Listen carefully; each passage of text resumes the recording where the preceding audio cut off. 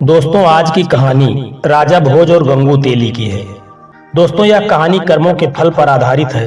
तो चलिए दोस्तों, कहानी को शुरू करते हैं। यदि कहानी आप लोगों को अच्छी लगे तो वीडियो को एक लाइक करके चैनल को सब्सक्राइब करने की कृपा करना। दोस्तों, राजा भोज एक न्यायप्रिय राजा थे। वे अपनी प्रजा को पुत्र जैसा स्नेह करते थे। उनके दरबार में अनेक विद्वान लोग रहते थे।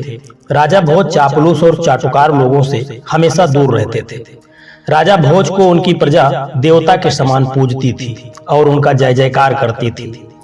राजा अपनी प्रजा के दुख तकलीफ का पता लगाने के लिए रात्रि में भेष बदलकर उनके घरों के आसपास घूमते थे, जिससे वे अपनी प्रजा के दुख सुख का सही से पता लगा लेते थे।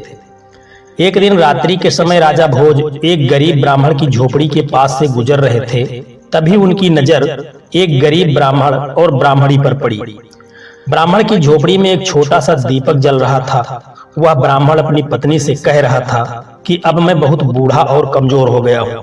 मेरे शरीर में अब इतनी शक्ति नहीं है कि मैं अपने यजमानों के घर पहुंचकर पूजा पाठ करा सकूं, और मेरा कोई पुत्र भी नहीं है जो मुझे कमा कर खिला सके। अब तो मेरे पास केवल एक ही रास्ता है कि मैं राजा भोज के दरबार में जाऊं। गरीब ब्राह्मणी ने कहा, ठीक है स्वामी, कहते हैं कि राजा भोज बड़े दयालु हैं, वह हमारी मदद जरूर करेंगे। दूसरे दिन सुबह होते ही वह ब्राह्मण राजा भोज के दरबार में पहुंच गया। राजा का अभिवादन करते हुए ब्राह्मण कहने लगा, महाराज, मैं 80 साल का बूढ़ा और कमजोर व्यक्ति हूँ। ऐसी दशा में मैं खुद कमा नहीं सकता।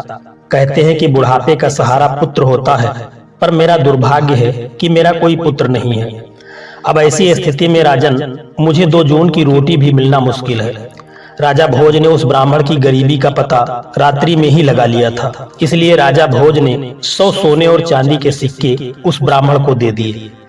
ब्राह्मण के पास अब इतना धन आ चुका था कि वह सुख पूर्वक अपना जीवन व्यतीत कर सकता था। ब्राह्मण खुशी खुशी घर पहुंचा और वे रुपये एक लकड़ी के संदूक में रख दिया। किंतु रात्रि में एक विचित्र घटना घटी। सुबह जब वह ब्राह्मण संदूक खोला तो सारे रुपये गायब थे। ब्राह्मण सोच में पड़ गया कि उसके घर के दरवाजे सुबह तक बंद थे, कोई व्यक्ति घर के अंदर आया भी नहीं, तो रुपये कहाँ चले गए। वह ब्राह्मण व्याकुल होकर सुबह दूसरी बार राजा भोज के दरबार में पहुंच गया और रात का सारा हाल बताया। राजा ने उसे दूसरी बार भी 100 सोने चांदी के सिक्के दिए। ब्राह्मण बहुत खुश हुआ। अब ब्राह्मण उन रुपयों से अपना नया मकान बनवा सकता था, किंतु होनी को कुछ और ही मंजूर था। ब्राह्मण रात्रि को गहरी नींद में सोया था। उसने स्वप्न में देखा कि राजा भोज उससे कह रहे हैं कि ब्राह्मण देवता, राज्य पर बहुत बड़ा संकट आ गया है, इसीलिए मैं वह रुपये लेने आया हूँ जो मैंने सुबह तुम्हें दिए थे। ब्राह्मण ने खुशी खुशी वह रुपये राजा को लौटा दिया। जब सुबह हुई तो ब्राह्मण ने देखा आज भी संदूक से वह रुपये गायब थे। ब्राह्मण की कुछ समझ में नहीं आ रहा था कि स्वप्न में लौटाए गए रुपये सचमुच कैसे गायब हो गए। वह गरीब ब्राह्मण सुबह राजा भोज के दरबार में पुनः पहुंचा और रात्रि का सारा वृत्तांत राजा के सम्मुख कह दिया। राजा घोर आश्चर्य में पड़ गया। वह चकित था। राजा ने अपने कोषाध्यक्ष को आदेश दिया कि 100 सोने व चांदी के सिक्के ब्राह्मण को पुनः दिए जाएं। राजा की आज्ञा का पालन हुआ।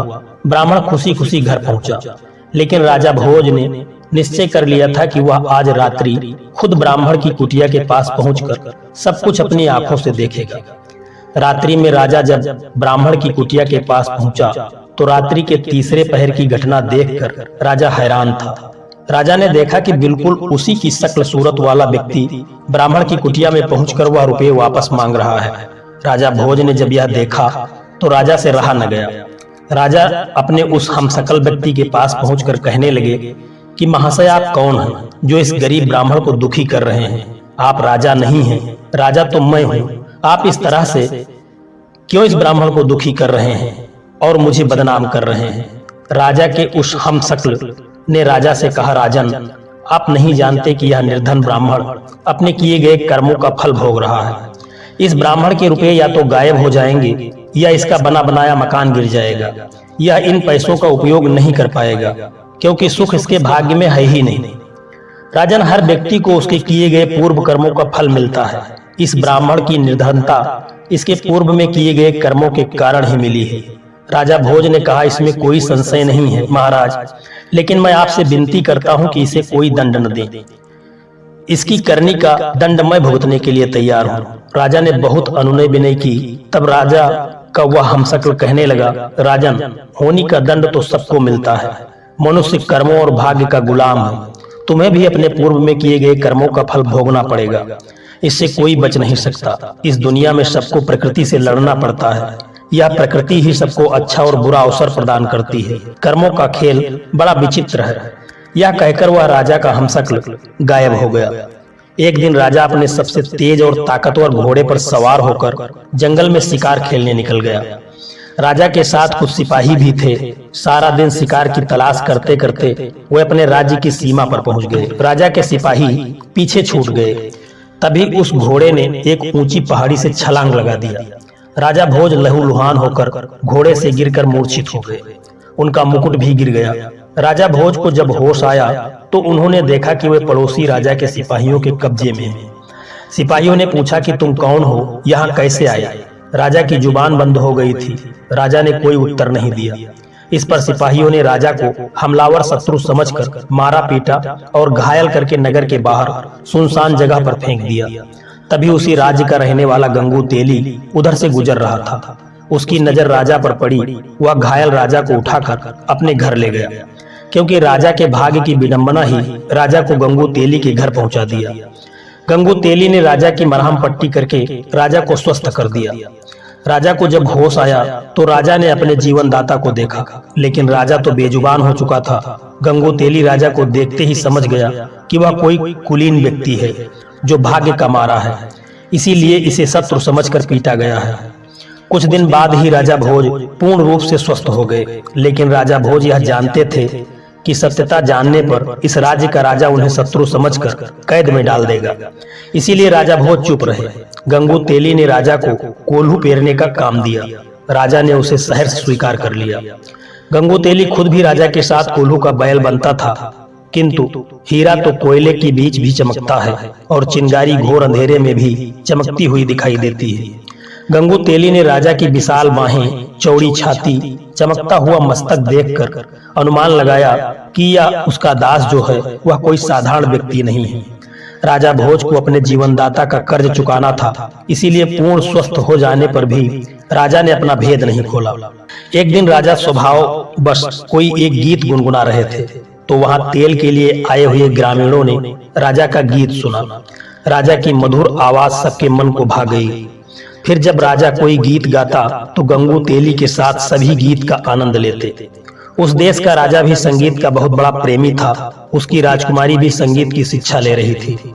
उस राज्य के राजा के दरबार में गायकी और नृत्य हुआ करते थे और गाने वालों को उचित इनाम भी दिया जाता था। उस राज्य के राजा के दरबार में संगीत का विशाल आयोजन था। सबसे अच्छे संगीतज्ञ को चुना जाना था। किसी तरह से गंगू तेली ने अपने दास राजा भोज को तैयार किया और नियत समय पर राजा भोज अपने स्वामी गंगू तेली के साथ उस दरबार में पहुंचे। राजा भोज उस साधारण वस्त्रों में थे, लेकिन उनके शरीर से एक ओज चमक रहा था। दरबार में चारों तरफ हर्ष उल्लास था। बड़े बड़े गायकों ने अपना अपना गाना सुनाया, परंतु राजा की बेटी वसुंधरा अभी भी श्रेष्ठ गायक की तलाश में थी। अंत में कोने में बैठे हुए गंगू तेली ने राजा भोज की तरफ संगीत के लिए इशारा किया। राजा भोज ने खड़े होते ही चारों तरफ हाथ जोड़कर अभिवादन करके मंच की तरफ चल दिए। राजा भोज ने गंगू तेली के नौकर के रूप में अपना परिचय दिया और बीड़ा उठाकर गाना शुरू किया। दरबार में बैठे हुए सभी लोग मंत्रमुग्ध हो गए। चारों तरफ से वाह वाह की आवाजें आने लगी। राजकुमारी चिल्लाते हुए कहने लगी, महान गायक, श्रेष्ठ गायक। पहली बार खुली सभा में राजकुमारी को इस तरह चिल्लाना राजा और दरबारियों को बड़ा अजीब लगा। राजकुमारी पर जैसे संगीत का जादू छा गया था। वह खड़ी होकर फिर चिल्लाने लगी, यही है मेरा गायक, यही है श्रेष्ठ संगीतज्ञ, यही है संगीतज्ञ। राजा को यकीन ही नहीं हो रहा था कि राजकुमारी एक साधारण आदमी को इस तरह से अपना मान लेगी। उस सभा में अपना मान लेने और विजयी व्यक्ति का मतलब था राजकुमारी का जीवन साथी। राजा ने राजकुमारी से कहा कि बिना वंश जाने इस तरह तुम्हारा कहना उचित नहीं है, क्योंकि तुम कोई साधारण कन्या नहीं हो, इस राज्य की राजकुमारी हो। राजकुमारी ने कहा, पिताजी, यह कोई साधारण व्यक्ति नहीं है, यह कुलीन वंश का गुणी राजकुमार है। आप परीक्षा करके देख लें, राजकुमारी वसुंधरा ने पूरे विश्वास के साथ उत्तर दिया, क्योंकि राजकुमारी का मन कहता था कि यह कोई साधारण व्यक्ति नहीं है। राजा सिद्धराज के दरबार में ज्ञानियों की कमी नहीं थी। वहाँ 4 विद्वान धर्मदेव, कर्मदेव, तपदेव और पुण्यदेव बैठे थे। राजा ने दरबारियों को संबोधित करते हुए कहा, विद्वानों, हम इस युवक का परिचय इसके गुणों से ही जानेंगे। हमारे 4 विद्वान ही उस श्रेष्ठ गायक का चुनाव करेंगे जिसे वसुंधरा पसंद कर सकेगी। हम स्वयं इन 4 विद्वानों से उस युवक के बारे में प्रश्न करेंगे। सबसे पहले सिद्धराज ने विद्वान धर्मदेव से प्रश्न किया कि धर्मदेव, इस आर्यावर्त में सबसे अधिक धार्मिक युवक राजकुमार कौन है? धर्मदेव ने कहा, महाराज, आप स्वयं बुद्धि के भंडार हैं, परंतु जहां तक मुझे देश प्रदेश का ज्ञान है, धरा नगरी के राजकुमार राजा भोज हैं। वे बड़े बड़े धार्मिक कार्य किए हैं। सारी प्रजा उन्हें देवता की तरह पूजती है। राजा सिद्धराज ने अगला प्रश्न तपदेव से किया कि तपदेव, आप बताएं कि इस धरती पर आप किस युवक को तपस्वी मानते हैं? तपदेव ने कहा, महाराज, राजा भोज ही कई युद्धों में जीवन मृत्यु के बीच पहुंचकर विजयी हुए हैं। ऐसे वीर को मृत्यु भी आसानी से नहीं छू सकती। राजा सिद्धराज ने तीसरा प्रश्न कर्मदेव से किया कि आप बताएं कि इस धरा पर किस युवक के कर्म अच्छे हैं? कर्मदेव ने कहा, महाराज, जहां तक मुझे ज्ञान है, राजा भोज के कर्म बहुत अच्छे हैं। राजा सिद्धराज ने अंतिम प्रश्न पुण्यदेव से किया कि पुण्यदेव, आप बताएं, ऐसा कौन सा पुण्यात्मा युवक है जो हमारी सभा में आकर हमारे सामने हमारी राजकुमारी का पाणी ग्रहण कर सके? महाराज, ऐसी पुण्यात्मा तो इस धरती पर राजा भोज ही हैं। उनके पुण्य की कहानियां अनेक हैं, वे सबसे महान हैं। पुण्यदेव ने स्पष्ट किया। अब सारे दरबार में सन्नाटा था कि अब इस युवक का क्या होगा, पर वह युवक बिल्कुल शांत और गंभीर खड़ा था। राजा ने उस युवक से पूछा कि तुम अच्छे कलाकार अवश्य ही हो, परंतु हमारे सभासदों का निर्णय सुन लिया होगा। हमारी बेटी ने न जाने कैसे अचानक दरबार में यह अभद्रता क्यों कर डाली। हमारी बेटी केवल राजकुमार भोज के ही अनुकूल है। हमारे विद्वानों के अनुसार राजा भोज में चारों गुण धर्म, कर्म, तप और पुण्य मौजूद है। उस युवक ने कहा, नहीं महाराज, हमारी धृष्टता क्षमा करें। भोज के गुणों से भी बड़ी कोई शक्ति है जो महान व्यक्तियों को भी अपने बस में रखती है। राजा सिद्धराज चिल्लाते हुए बोले कि तुम हमारे विद्वानों का अपमान कर रहे हो। क्या धर्म, कर्म, तप और पुण्य से भी बड़ी कोई शक्ति है? युवक, तुमको नहीं पता हमारे विद्वानों का अनादर करने का दंड क्या है? वह युवक बोला, महाराज, दंड तो बुरे कर्मों का मिलता है, सत्य बोलने पर नहीं। सत्य बोलने पर तो इनाम मिलता है। युवक की बात सुनकर भरी सभा में ठहाके गूंज उठे। क्या मतलब है इसका? राजा सिद्धराज ने कहा, कैसा इनाम? युवक ने कहा, महाराज, धर्म, कर्म, तप और पुण्य से भी बड़ी शक्ति है होनी या भाग्य। राजा भोज इन सब गुणों के होने के साथ साथ अभी भी दर बदर की ठोकरें खा रहा है, पर होनी बड़ी प्रबल है। होनी को कोई नहीं टाल सकता। राजा सिद्धराज ने कहा, तो क्या तुम ही राजकुमार भोज हो युवक? युवक ने कहा, हाँ महाराज, मैं ही राजा भोज हूँ। ये सब होनी का खेल है जो आज मैं आप सबके बीच हूँ। भोज ने ब्राह्मण और शिकार की सारी बात कह सुनाई। कहा, महाराज, आपके सैनिकों ने तो मुझे मारकर फेंक दिया था, पर यह तो भला हो मेरे जीवनदाता गंगू तेली का, जिन्होंने मेरे प्राण बचाए। पर मैंने इन्हें भी अपना परिचय न देकर इनकी दास्ता को स्वीकार कर लिया। सारी सभा में हर्ष का माहौल हो गया। पूरी सभा में राजा भोज का जय जयकार होने लगा। इसी के साथ राजकुमारी वसुंधरा ने राजा भोज के गले में जयमाला डाली और विवाह किया। राजा भोज का विवाह पूरे विधि विधान के साथ हुआ। दोस्तों, इस समय होनी राजा भोज पर प्रसन्न थी। हर व्यक्ति की जुबान पर बस एक ही बात थी कि कहाँ राजा भोज और कहाँ गंगू तेली।